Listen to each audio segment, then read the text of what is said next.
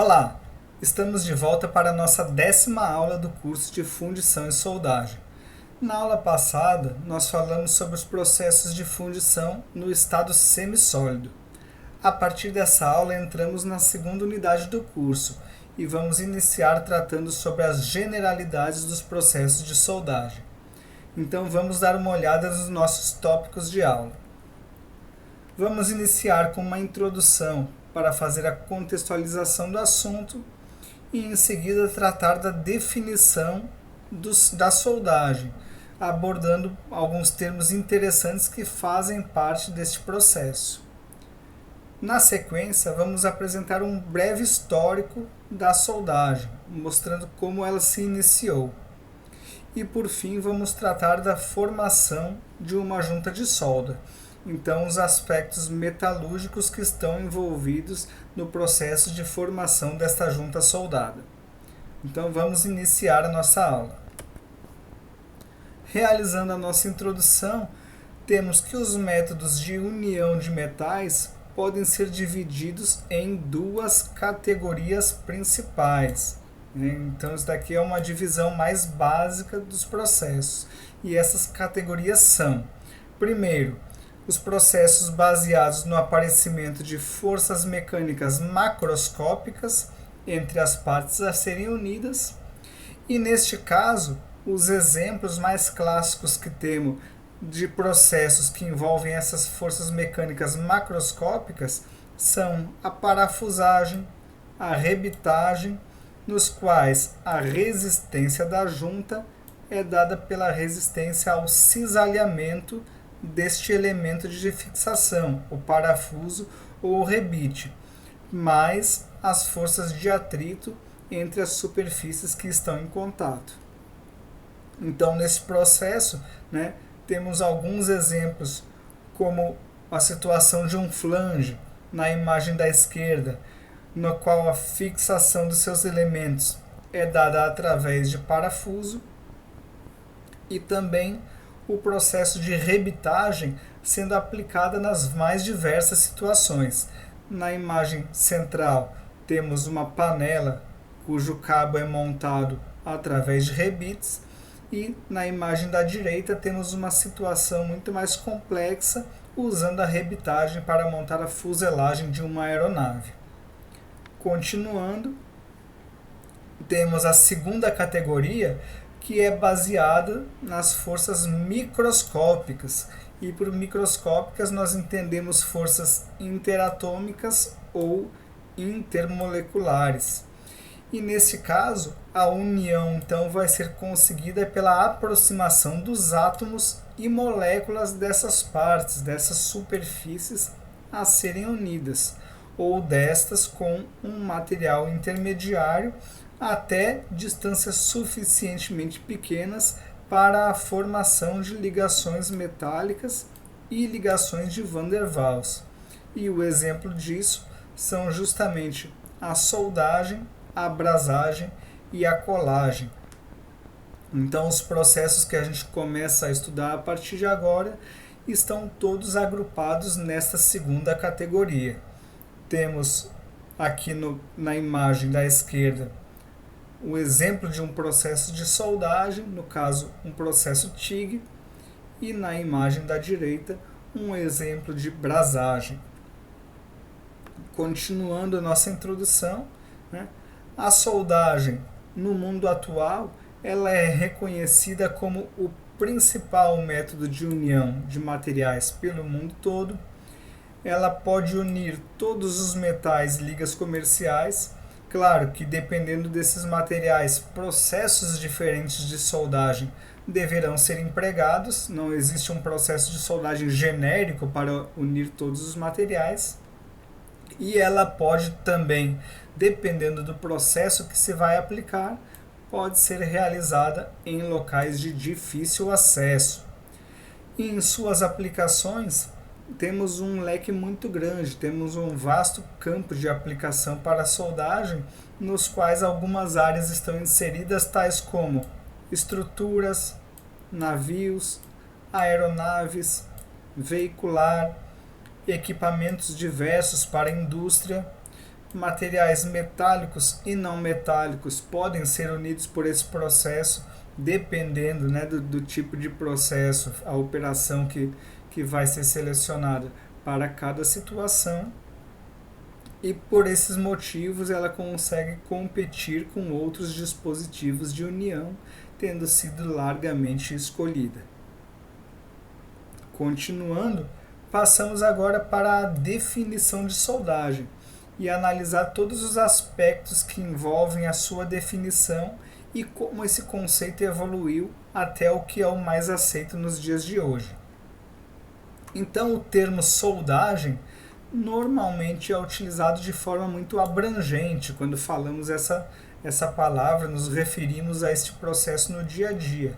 E essa maneira abrangente de uso se deve para classificar um grande número de diferentes processos que são utilizados e podem ser, né, abranger tanto a fabricação e recuperação de peças, equipamentos e estruturas. Classicamente, a soldagem é considerada como um método de união. Porém, muitos processos de soldagem ou variações desses processos são utilizados para a deposição de material sobre uma superfície visando a sua recuperação, ou seja, a recuperação de peças desgastadas ou até mesmo para a formação de um revestimento com características especiais. Nas imagens do slide, vemos um exemplo de aplicação onde a soldagem está sendo utilizada para recuperação. Temos o caso de uma engrenagem que, devido ao uso e às excessivas solicitações sofridas durante sua aplicação, terminou quebrando alguns dos seus dentes, provavelmente por fadiga. Então, o processo de soldagem pode ser utilizado para recuperar esta engrenagem, com os passes de solda sendo executados no local do dente que foi quebrado, que foi desgastado, e depois com algum processo de usinagem para dar um acabamento e o formato, o perfil desse dente.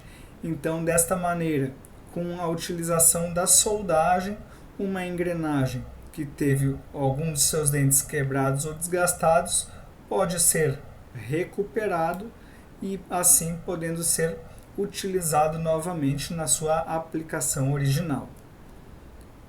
Continuando, temos diferentes processos relacionados com os de soldagem, né, e sendo utilizados para também as situações de corte ou recobrimento de peças. Então, dentro do contexto de soldagem, pode ser utilizado até operações de corte e recobrimentos. Não, peraí, mas você pode perguntar, mas o corte não está ligado à usinagem? Sim, mas dependendo do equipamento que é utilizado para a soldagem e da técnica de aplicação, esta máquina, esse dispositivo, pode ser usado também para a aplicação de cortes de peças, de chapas, enfim, né?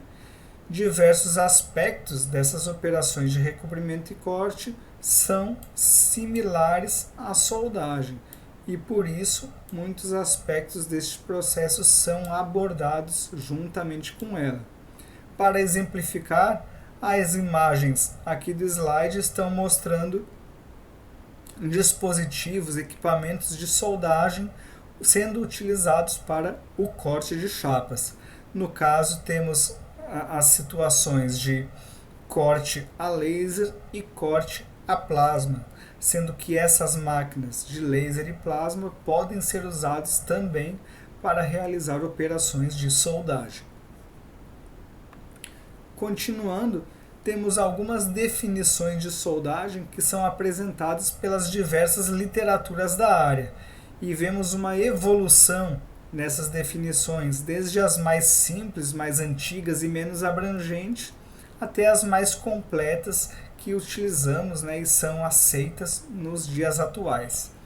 Então, iniciamos com um processo de junção de metais por fusão. essa foi a primeira ou uma das primeiras definições que se utilizou para o processo de soldagem. Ela era bem simples e pouco abrangente. Nesta definição, fazia parecer que a soldagem se aplicava apenas em materiais metálicos e apenas utilizando processos por fusão. Atualmente nós sabemos que as aplicações de soldagem são muito mais abrangentes do que isso, tanto nos materiais passíveis de ser unidos por esse processo, como na técnica aplicada. Então, com o tempo, essa evolução foi ganhando elementos de maneira a ser mais contemplada, né, com o avanço da tecnologia e com as atualizações do processo e com as demandas da indústria. Então, passamos para algumas outras definições, como operação que visa obter a união de duas ou mais peças, assegurando na junta soldada a continuidade de propriedades físicas, químicas e metalúrgicas. Esta definição ela já era mais abrangente pelo fato de não limitar um tipo de material e não limitar uma técnica, e ainda a questão de assegurar na junta soldada a continuidade de propriedades. Isso é muito importante, porque quando se faz uma operação de soldagem, seja para recuperação ou para união de duas ou mais peças, é interessante que neste ponto da fixação, neste ponto da solda, as propriedades mecânicas desta peça se mantenham, né, o mais semelhante possíveis às do restante do material, às do restante da superfície, para que durante as suas aplicações não se tenha um pico de propriedade nessa região, tal que ela pode ser um ponto para a geração de falhas, de trincas, enfim. Quanto maior a continuidade das propriedades mecânicas ao longo de toda a peça, inclusive na junta soldada, é melhor para esta peça suportar as solicitações de sua aplicação. Outra definição que aparece muito é a operação que visa obter a coalescência localizada produzida pelo aquecimento até uma temperatura adequada com ou sem a aplicação de pressão e de metal de adição. Esta definição, inclusive, é a definição adotada pela AWS. A AWS é a Sociedade Americana de Soldagem, né? Então aqui ela já trata alguns outros pontos importantes, destacando a coalescência localizada, a união localizada desses metais, tratando do aquecimento até uma temperatura adequada para tal, sugere um planejamento para esta operação, com ou sem a aplicação de pressão, então não limitando, né, porém garantindo uma abrangência maior de técnicas, e também não limitando a questão de metal de adição, ou seja, o processo de soldagem pode ser realizado com ou sem a utilização de um metal de adição.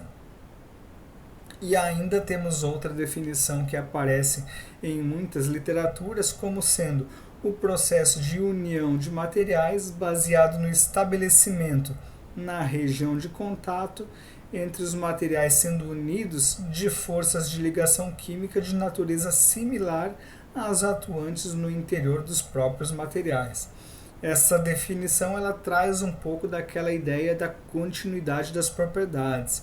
Então, no momento que estabelece nesta região de ligação, né,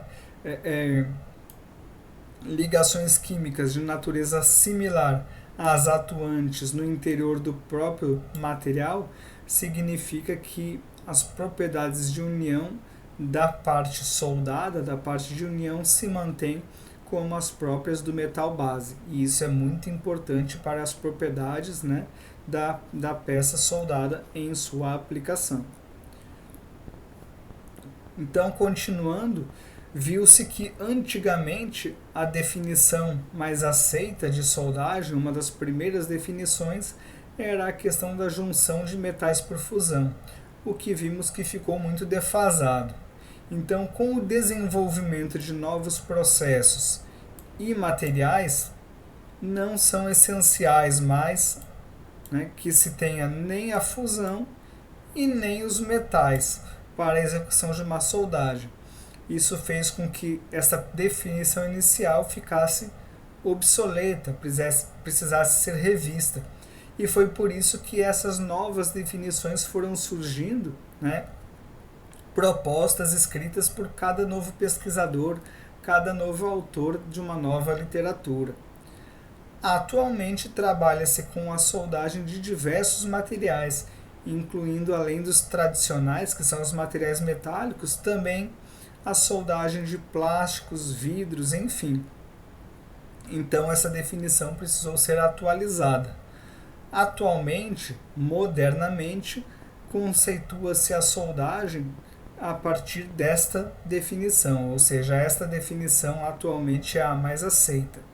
Então, soldagem é a operação que visa a união de duas ou mais peças, assegurando na junta a continuidade das propriedades físicas e químicas.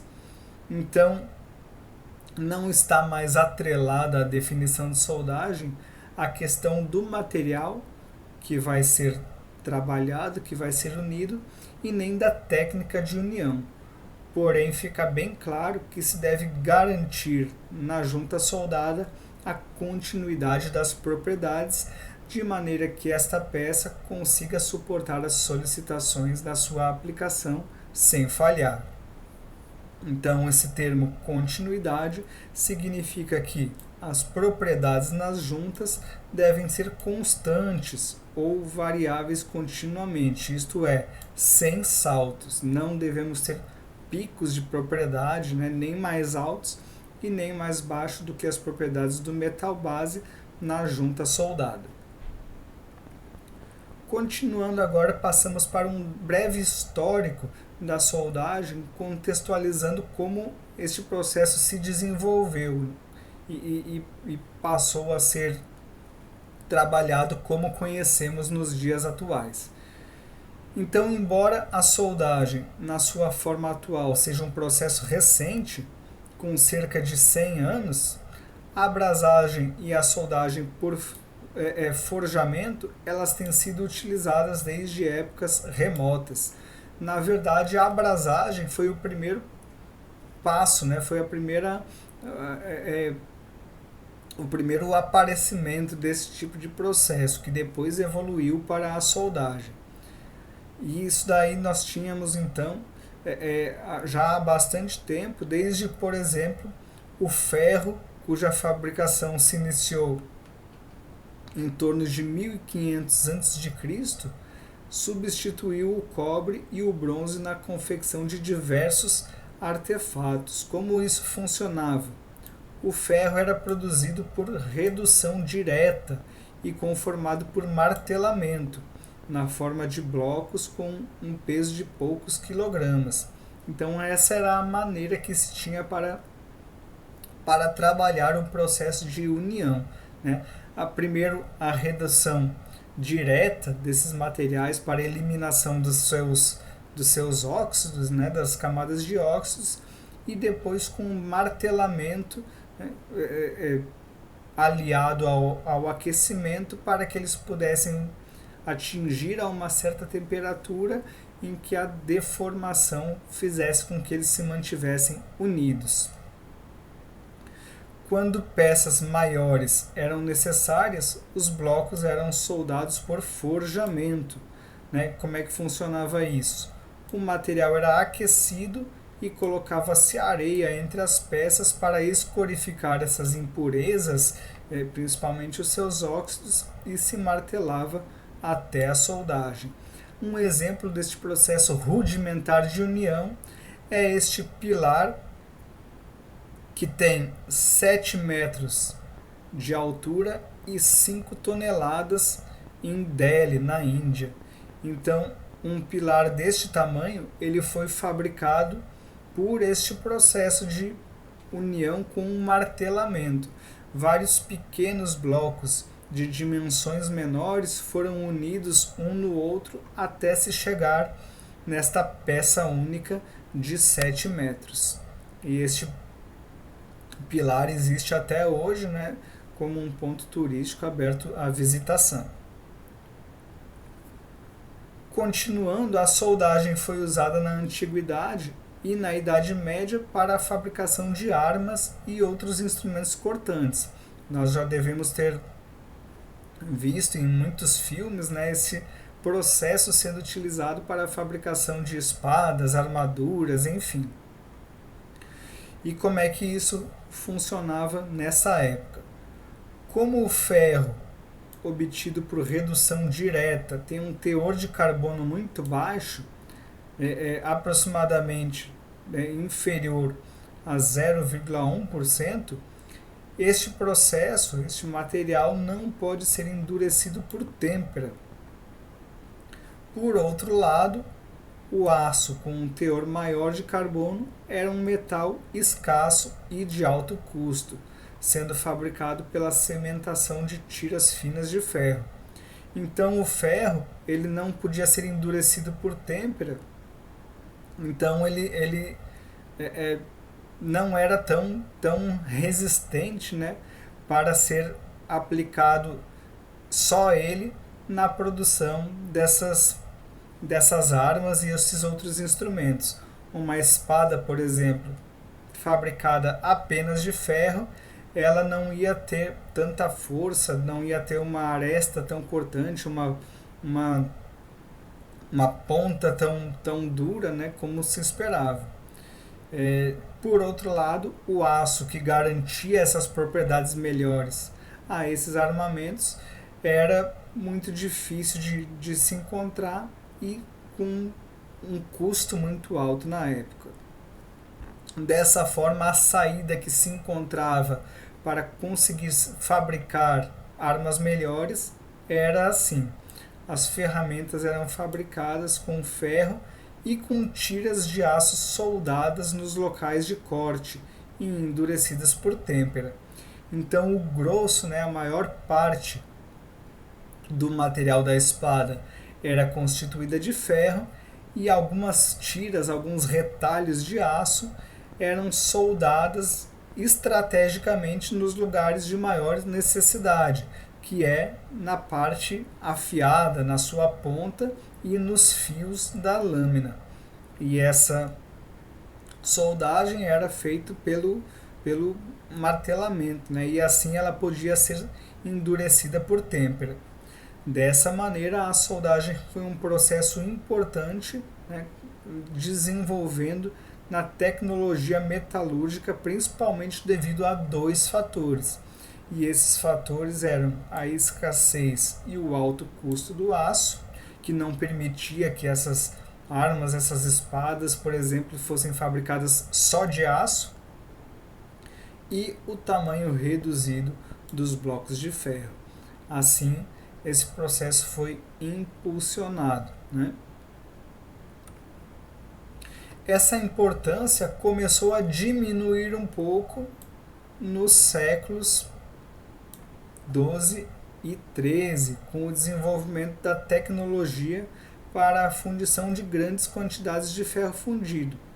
E nos séculos 14 e 15, através do desenvolvimento do alto forno. Com o alto forno começaram a se fazer possível produzir essas peças, né, com maior quantidade.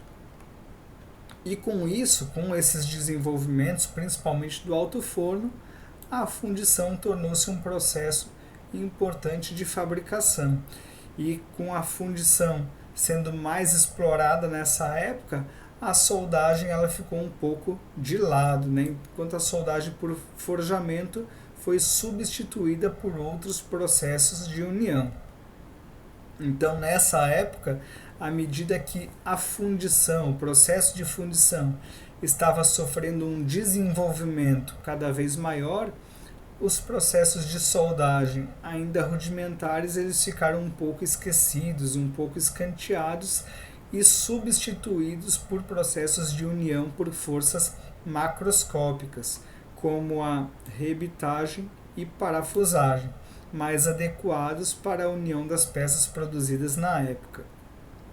Então a questão da soldagem ela ficou um pouco estacionada, sendo utilizado mais processos de união por forças macroscópicas ou a própria fundição para a fabricação das peças. A soldagem, então, durante algum tempo, ela permaneceu como um processo secundário de fabricação. E isto ocorreu até o século XIX, quando a sua tecnologia começou a mudar radicalmente.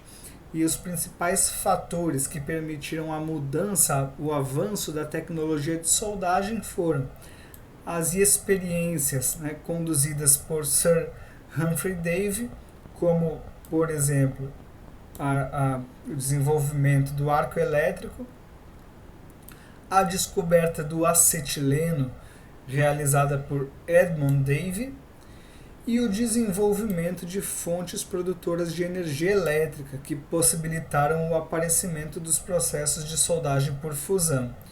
Então, após isso, a soldagem voltou com tudo, sendo melhor desenvolvida, e mais atualizada em relação à tecnologia empregada.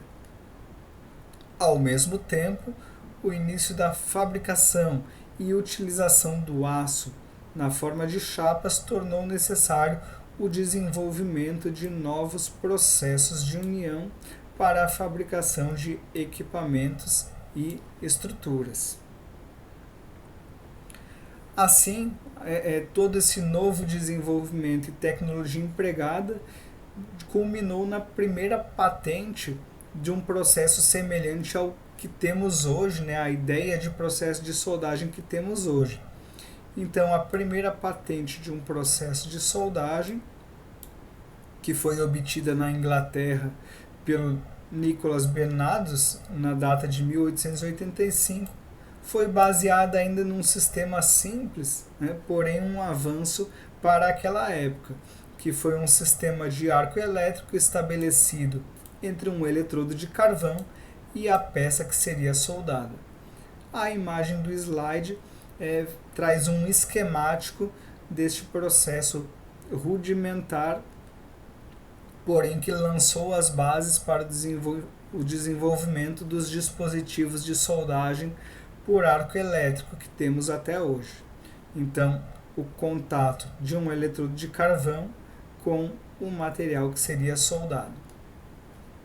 Atualmente já existem mais de 50 diferentes tipos de processo de soldagem, todos eles com alguma utilização industrial, e a soldagem é o mais importante processo para a união permanente dos materiais. Esta importância é ainda mais evidenciada pela presença de processos de soldagem e afins nas mais diversas atividades da indústria, e pela influência e a necessidade que uma boa soldabilidade tem no desenvolvimento de novos tipos de aços e outras ligas. Então, a partir do desenvolvimento do processo de soldagem, com o avanço dessa tecnologia, possibilitou-se também o desenvolvimento de novas ligas para serem empregadas nessa operação de união. Continuando, agora tratamos um pouco sobre a questão da formação de uma junta soldada. O que é necessário para conseguir-se a união de duas peças através desse processo. Então, como o que ocorre na superfície entre duas ou mais peças, dois ou mais materiais, para que se estabeleça esta junta soldada. De maneira simplificada, temos que uma peça metálica é formada por um grande número de átomos dispostos em um arranjo especial característico. Este arranjo especial característico nada mais é do que a estrutura cristalina que estudamos em materiais. Esta estrutura possui átomos localizados no interior e estes átomos são cercados por um número de vizinhos mais próximos, que são posicionados a uma distância r0. E nessa distância r0, que é a distância desses átomos mais próximos, a energia do sistema é mínima.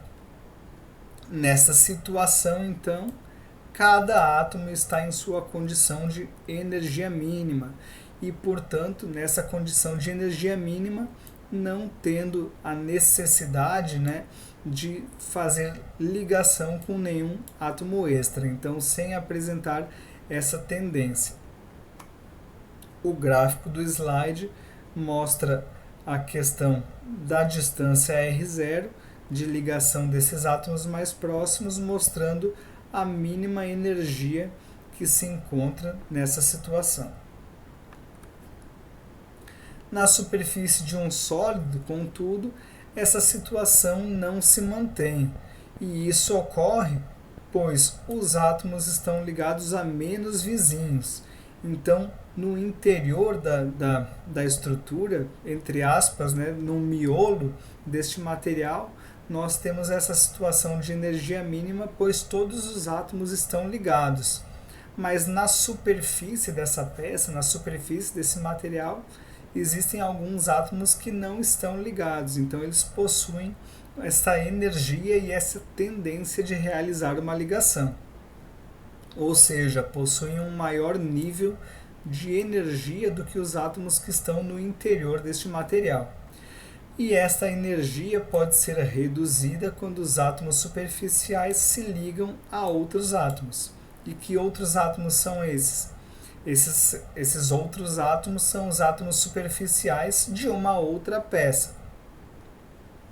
Assim, se for aproximado duas peças metálicas a uma distância tal que seja suficientemente pequena para que se estabeleça a formação de uma ligação permanente, então uma solda irá ocorrer entre essas duas peças, essas duas superfícies.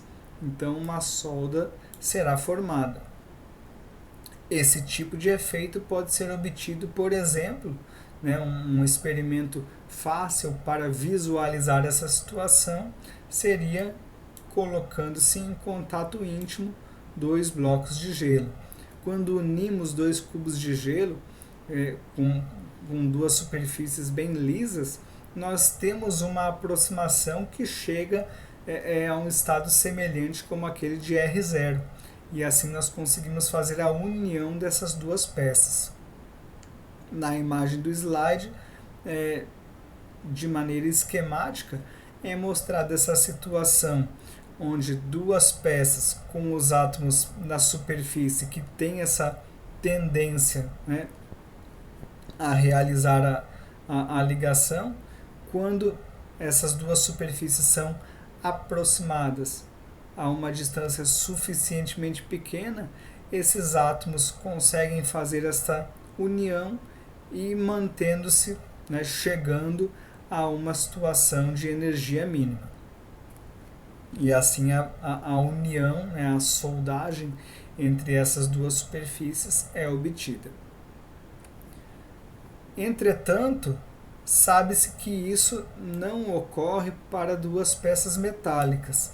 Essa situação que descrevemos é muito difícil de ocorrer para duas peças metálicas, exceto em condições muito especiais.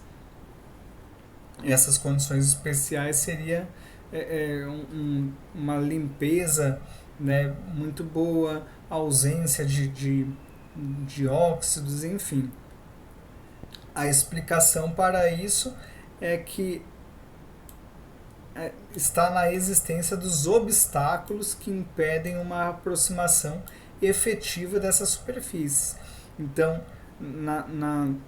numa situação comum, existem muitos obstáculos nessas superfícies que impedem, mesmo que nós façamos contato entre duas peças, entre duas superfícies, existem alguns obstáculos neste meio do caminho que impedem que essas duas superfícies cheguem até essas distâncias na ordem de R0, de um raio zero.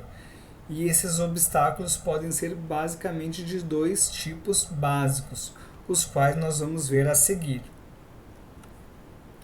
Um desses tipos básicos é que as superfícies metálicas, mesmo as mais polidas, apresentam uma grande rugosidade em escala microscópica e submicroscópica.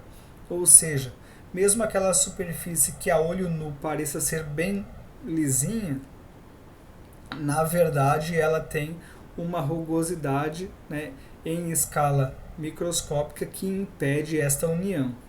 Então, mesmo uma superfície com acabamento cuidadoso ainda apresenta irregularidades da ordem de 50 nanômetros de altura.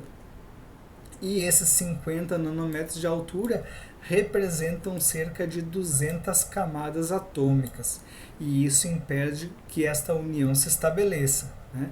Isso impede uma aproximação efetiva dessas duas superfícies, o que ocorre apenas em alguns poucos pontos de contato, de modo que o número de ligações formadas é insuficiente para garantir qualquer resistência para a junta. Devido a essa rugosidade, apenas os pontos de maiores picos dessa superfície vão estabelecer contato de união, e são regiões muito pequenas para que essa junta se mantenha unida. A outra situação é que as superfícies metálicas estão normalmente recobertas por camadas de óxidos, umidade, gordura, poeira, entre outros aspectos que impedem um contato real entre as superfícies, promovendo uma barreira, né, para a formação da solda. Então, esses materiais que estão entre as duas superfícies vão funcionar como uma prevenção contra a solda. Então, essas camadas, né, se formam rapidamente e resultam exatamente da existência de ligações químicas incompletas. A tendência desses átomos superficiais, como eles não estão naquela situação de R0, né, eles estão com uma energia de ligação, qualquer contato com um outro elemento que tenha uma certa afinidade vai fazer com que eles estabeleçam essa ligação. E aí termina sabotando o processo de união desta peça com a outra superfície que seria ao qual iria se estabelecer a solda. Nesse caso, dois métodos principais são utilizados para superar esses obstáculos que foram apresentados. E esses dois métodos que são utilizados para superar esses obstáculos são os que originam os dois grandes grupos dos processos de soldagem, que nós vamos ver a seguir. O primeiro consiste em deformar as superfícies de contato, permitindo a aproximação dos átomos àquela distância necessária da ordem de raio zero. Então, aquelas regiões, né, aquelas superfícies com uma rugosidade tal que impedem um contato mais íntimo e assim o estabelecimento das ligações que irão garantir a união, elas são vencidas a partir de uma deformação tal que irá fazer com que essa rugosidade, esses picos, diminuam ao ponto de se chegar àquela distância de raio zero. As peças podem ser aquecidas localmente de forma a facilitar essa deformação superficial. Porém, quem está atuando aqui de uma maneira que se sobressai é a pressão para a deformação e não a temperatura, né? A temperatura está ajudando nesse processo, mas o principal fator que está ocorrendo para se permitir que a distância de ligação seja atingida é a pressão. E o segundo método se baseia na aplicação localizada de calor na região de união até a sua fusão e do metal de adição, quando o metal de adição também é aplicado. Isso faz com que sejam destruídas as superfícies de contato e produzindo uma união pela solidificação do metal fundido. Então, nesse caso, o maior fator que está sendo empregado é a temperatura, é o calor. A pressão pode ser utilizada como um auxílio, uma ajuda para manter o contato dessas duas superfícies. Porém, nesse caso, a maior ação é a da temperatura e não da pressão. Assim, uma forma de classificação dos processos de soldagem consiste em agrupá-los nos dois grandes grupos baseados no método dominante para produzir a solda. Então, esses dois métodos dominantes nós acabamos de ver que podem ser os processos de soldagem por pressão, também denominados processos por deformação, no qual a pressão é o método dominante, né, por mais que a temperatura possa entrar ajudando, e os processos de soldagem por fusão, no qual a temperatura é o método, é o fator dominante, porém que a pressão também pode aparecer para ajudar no processo, certo? E então, apresentados esses dois processos, esses dois grandes grupos baseados no método dominante, sendo soldagem por pressão e soldagem por fusão, ficamos por aqui e até a próxima aula.